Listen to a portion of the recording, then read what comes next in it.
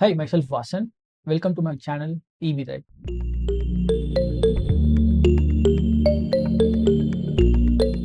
So in the last video, we have seen the Google Cloud Certification Challenge, the initial one, which is creating a virtual machine. If you haven't seen that, I would highly recommend and go and check this out. Or you can also check our playlist where we continuously keep updating about this part of stage 2. So as a next step, we are going to do getting started with Cloud Cell and gcloud. Let's go for it. Because in the left side, I have the lab instruction, and right side, we have open the GCP provider console. Seen in the previous lab as well, to go and access the Cloud Cell, we want to use this specific one to activate the Cloud Cell, and just give continue, and this is going to load us the terminal for us where we can execute the Cloud Cell or the gcloud commands. So let's go for it. We already started the lab. We want to do the authentication part, so let's do that. The command is gcloud auth list. Yeah, let's authorize this part. Done. So we have active account running part. So let's go for the next one. You can list the project ID. So what are all the projects available in our account can be listed using this specific command. Let's try it out. So the command is gcloud config list project, and it's given the project that's currently exists in our gcloud account. So we want to configure the environment. So they talk about again regions and zones. So we have regions as the major one, like US Central, and the zones would be like subpart of it, like 1A, 1B, and 1C. And as discussed in the last session as well, like it's more for reliability aspect and performance specific. We would be designing what region and what zones we would like to go. So in the gcloud, we're going to set the region value as US West 1. So ideally what they do is they're setting using this specific command, gcloud set config set compute region US West 1. In the last session, if you recall, we tried using environmental variable, and then we were referring the environmental variable while passing the command, whereas in this case, we are directly using the gcloud command to say what is a default region or what is the default zones to be used. So to set the default region, the command they talk about is gcloud config set compute /region /. So in generic, as a cloud engineer, you don't need to remember the exact syntax in day-to-day life. We have documentations for that. So just get to know like it's feasible, so that we know uh, when we need it. The same way we are setting the zone to gcloud config set compute zone to US East 1A, and to read the values you can use it using the get value attribute part. So copy your project editor clipboard, text editor.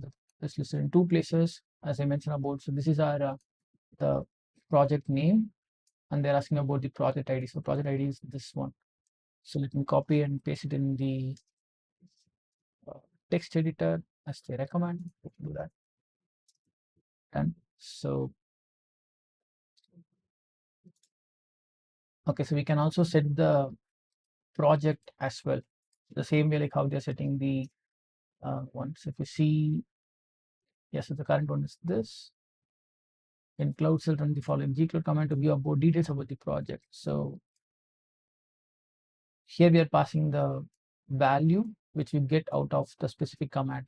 So gcloud config get value project would return our project ID, and we are passing this output to the another command called gcloud compute project info describe. So this is going to give the details about the project itself. So it gives details about limit, metric, usage, and more. So if you see, find the zone and region materials, the output you'll use zone, the default zone part from the output later in this lab. Anyway, I would let you explore. So I believe like these things, if you already have the gcloud credentials, it's going to be free of cost to practice. So the certification challenge, if you haven't gone through that or like got into the program, it should not be a blocker because it's self-explanatory if you are following this video. Setting the environmental variables, so it's same exactly like how we did in the previous lab, where even for setting the region value and zones, we used the export followed by the variable name and then the value of it. So they're trying to use it for the project ID. So one thing, this is more about like how the Linux works. So they're executing the command, fetching the value, and then to use that value, use dollar and then within the curly braces. So our project ID value is being stored under a variable called project underscore ID. So from now on, we can refer the project ID using dollar, the project underscore ID variable name. So same thing to store our zone, we'll do it. And to verify that are set properly, we are just using a Linux command, which is echo. So echo basically, if you do anything within the codes, it's going to print same thing. So it's same like a print command. So if I do echo hi guys, then it's going to print whatever we say. And here what we do is we are trying to print the value of the environmental variable which we created. So if we do that, it's going to print the value of it. That. So yeah, so creating the virtual machine with the gcloud tool. And this is again, we have seen in the previous lab itself. So we used the gcloud compute command, instance create machine type as this one. So if you recall, like we can refer the documentation. So if you see the CLI part, so it's going to take us to the documentation page, and this would consist of all the prerequisite or all the basic commands you would need it. So if I go with let's say gcloud compute or gcloud commands, and we also have the CLI cheat sheet page where we can go through this of what are the things. So it's all about getting the right documentation in our real-time world to work on it. So rather just following of like copy pasting or like wondering if you are seeing this first time using with terminal, like how I to recall everything. We don't need to exactly by heart things. So you just need to know like gcloud is the CLI calling word. Like if you want to call the Google Cloud CLI, you're going to start with gcloud and then followed by the what service you're going to use, and then the further parameters to do get our job done. So it's going to be as that, and they also give you a clear explanation about it. So the gcloud compute is going to call the compute part, instance create is creating an instance, and then the gc lab 2 is the name of the VM, and then all the parameters for it. So everything would be ideally documented in the Google Docs or in the CLI documentation parts, and each parameter would be listed. So all we need to do is go and find the right page for it. So let's see, let's try to uh, copy this entirely, and let's try to find the right documentation page.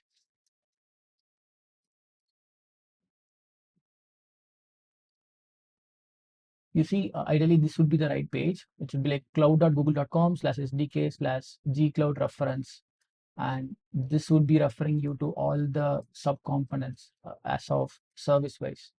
So if you go to this specific page, and this is going to consist of all the reference and based on the category. So in our case, we're talking about compute. So if you go to compute, then you have subcategories. So instances, and then instances. If you go down, you want to categories based on the operation. So if you want to create an instance, so you're going to go here, and this will give you the sample command, like what is a command, what is mandatory, and what is optional. Everything is being documented with key details of it. So whatever the mandatory one is like very minimal.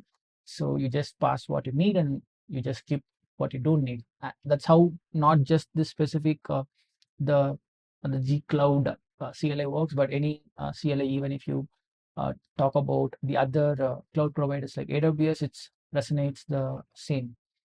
So we can cross check is our the VM is created, so you can see under the compute engine VM instances, and our VM is created. We can check our progress to see if it's done. Yeah, it's done. So if you partially recall of any specific command, then you can use -hyphen help to get more detailed instructions. That's what they say here. Let's try doing it.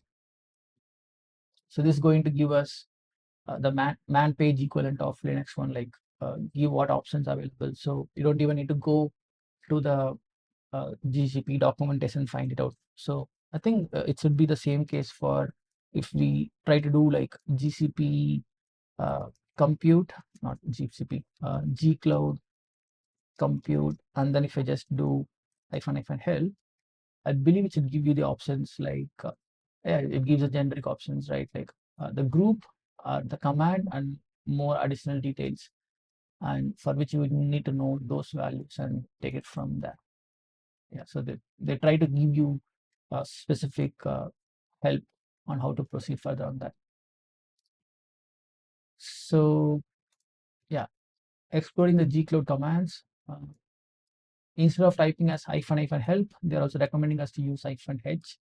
It's again straightforward. Do it, and it's going to list out like what are all the options available. You see, like it gives you about things. Even the compute is listed here. And let's try if -h is any differ than -hyphen help. So does it give an instance? Yeah, so this is more helpful in than -hyphen help, because if I do -hyphen help, didn't give the similar output. It gave something generic, whereas the -h is giving me the more predictable one, or like the next value to choose. So if you see, it's given instances as one of the option. So let's try to do it. gcloud compute instances and -h. Will it help me in building it out? The next one, yeah, it's giving me all the options, and let's try to do create one. So it's fun. So let's do create and -h, and it gives us all the other options to pass, and we can further go on this, and we can even complete the entire documentation part. So what happens if I do -hyphen help here? Okay, so this looks more detailed documentation on the step, whereas the -h is just giving us the specific next value which we need. So based on a scenario, we can choose between -h and -hyphen help. Yeah, so that's what they also say, like -h is giving them more verbose for the next one to follow. The -hyphen help is going to give you the more detailed description of it.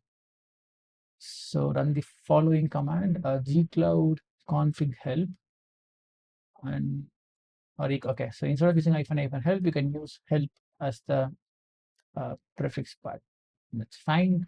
View the list of configurations in your environment.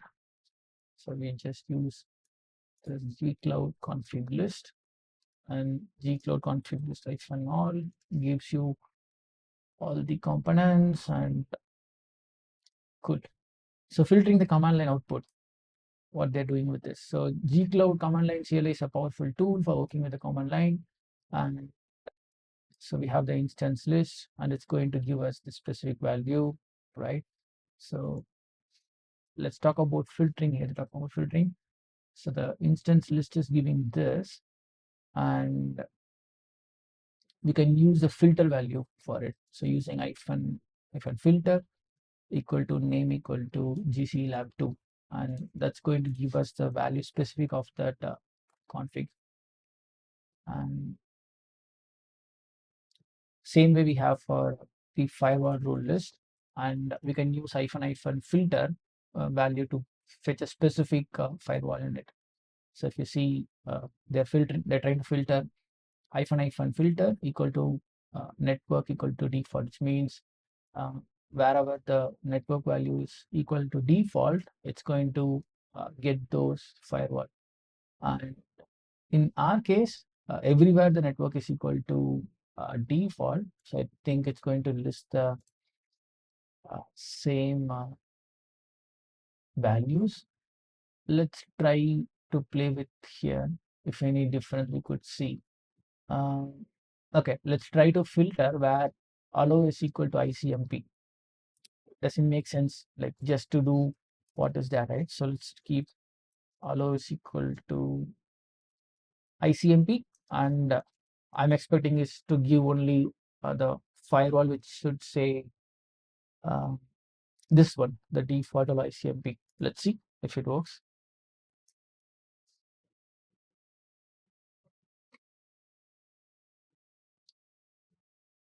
Okay, it says it doesn't filter in any of the ones. Um, will it be the reason it's case sensitive? And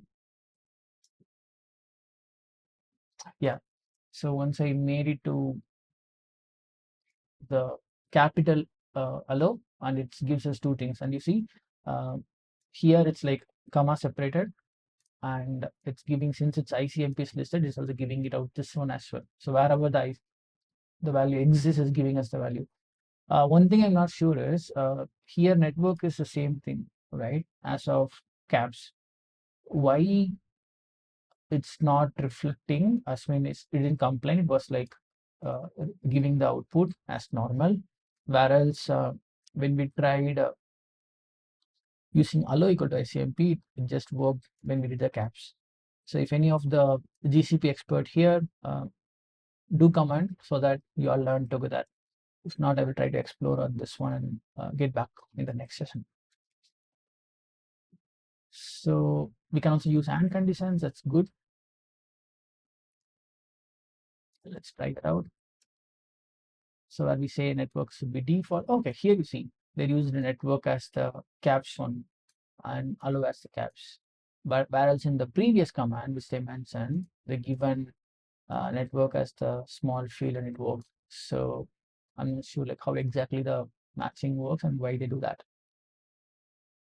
So connecting your VM instance. So okay, so far we have done about creating the EC2 instance and played with filtering of the commands with the get calls. The next is we are going to connect to the existing VM instance which we created. For that they use the command gcloud compute SSH, the VM instance name, and which zone it is. So if we do it, it's going to ask us. But if you remember, like we already set the configuration of the gcloud into the specific zone. So I really doubt will it work if I don't pass -zone, because my understanding is when we do the gcloud config zone value, it should be the default zone for all our API command, and it should still connect to the instance. Okay, it didn't work. So, oh no, it's working. See, it says it's connecting. So yes. So at the initial session, we did set the zones using our gcloud config command. So ideally don't need to pass this zone command since we are trying to connect to the same the default zone which our CLI is set, and it would make sense to pass the zone where your the default gcloud is set to, let's say the US East 1A, and then your server is in 1B or 1C, then that makes sense to do. Whereas in this specific case, we don't need to pass it. So yeah, we can, I don't know like why they given as part of the documentation when the config is already being set. So we are already here. So it's about the command where to install the uh, Nginx instance, and exit would basically would be logging out of the SSH. So we control the SSH, and giving the exit would say like exit the SSH, close the connection. That's what this would say. So let's wait for the Nginx is done. So Nginx has been installed, and if we try connecting the public IP of the instance, we should ideally get the specific load, but it's still loading. So I believe the firewall rule for this specific instance is not allowed at, and that's what we are going to do it in the next task to update the firewall rules of our instance. So let me exit the instance. It's done. So to update the firewall, so first we want to get the firewall rules list. So they use Google gcloud compute firewall rules list command, and that gives us the firewall name and network, and all those details is being given over here.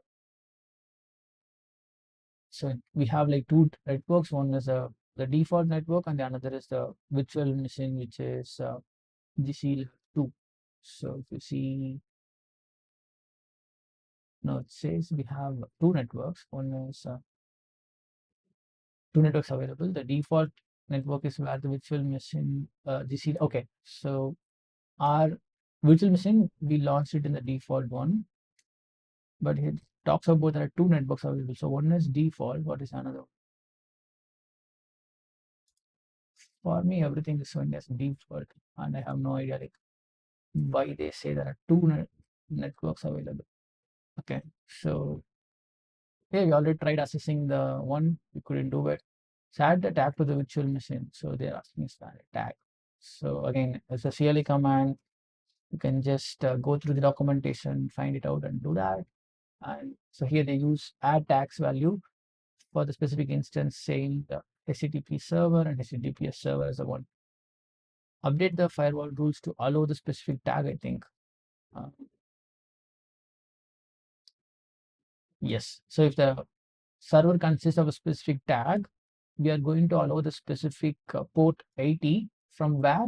From 0.0.0/0, which means from any IP address, which is like from any internet, you could able to access this specific server under the port 80. So here the port 80 is for HTTP, and if you're allowing for the port 443, that would be for HTTPS. So know the basic ports between 80 and 443. Since it's laboratory, for 443 we would need a public certificate from a certificate authority. So since it's for lab, we're just going with port 80 and just launching it out and creating the firewall rules for it. Okay, and one more thing is all those commands are going to run only for the specific configured project, right? So if you recall, we set the default region, default zone, and the default project. And by default, all those resources are mapped to a specific project, irrespective of instance, irrespective of firewall or network. Everything is mapped to a specific project, and that's how the GCP is being architected. So whatever the firewall we are creating, it's been created to a specific project. Okay, so now we can list the specific firewall rules list, and we should be able to see it consists of an port 80 is being created. So now we could see the verified communication about the HTTP. So either you can use a curl command as I did, or the simple thing would be like going to the public IP address of the instance and hit it, and should see it. So here they tried using a curl command to hit the instance ID's external IP. So basically curling is equivalent of what you hit in the browser. So viewing the system logs. So to do that, we want to log into the SSH. So let's do that. First we want to do is about like listing the logs that we. So gcloud logging logs list. So this gives us all the logs list within the specific project, and they are filtering it only for the specific one, which is compute. And they say filter is equal to compute, and if we go for it, it gives. Okay, so here they have compute.googleapis.com. So by this, I think they're able to filter it out the specific line. Let's try if I give data access or like data, will it give this specific lines? I'm just trying to understand like how the specific filter works. Okay, so my understanding of filter is just trying to read the line, and if it finds the word in that line, it's going to return that line rather than the match. And if we do the match, I believe it should be like the case in like how we did for allow equal to 80 or the network equal to default, something like that. So read the logs related to the resource type gc_instance. Let's try doing that. Again, this is going to be the command which I copy pasted. So here they talk about resource type equal to gc underscore instance, and we are just limiting to like 5 instances. Even if you have like more than 5, it might not give you those values. And this one is like we're using an and condition. Okay, so tagging based on the labels, we can filter it out.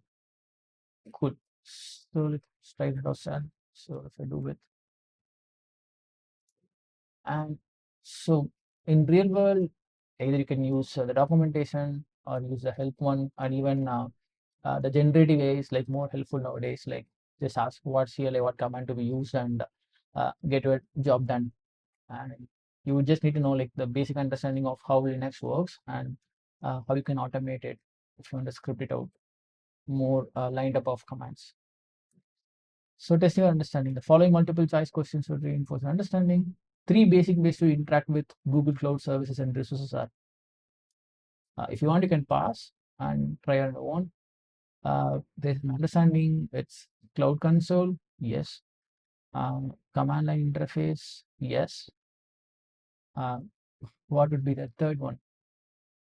3 basic way to interact with the Google Cloud services and resources. I'm not sure. Do we have any other? I missed it out in the past. Um, let's see. Uh, we talked about 2 things. One is cloud, and this one. They missed it out. I'm not sure.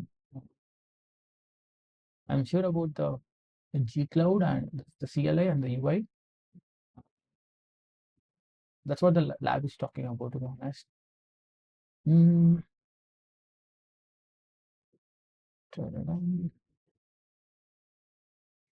I'm just checking if any help I could see. Um,